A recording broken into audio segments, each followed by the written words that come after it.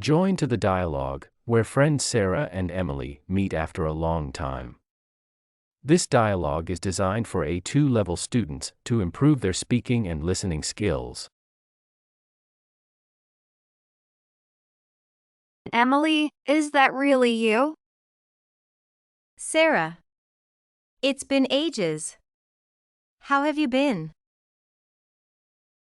Not bad. Life's been busy. And you? Remember our high school days? So many memories. Absolutely. The pranks we pulled were epic. Any favorites? That time we pretended we were aliens. Classic. So, what are you up to these days, career-wise? I'm working in marketing now. It's challenging but exciting. How about you? I started my own small business, a little bookstore, living the dream. Your own bookstore? That's amazing. Always knew you loved books. Books are my escape. What about you? Any new hobbies?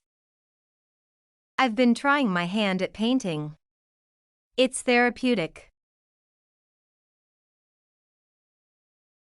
Speaking of dreams, any big plans for the future? I've been thinking about traveling more.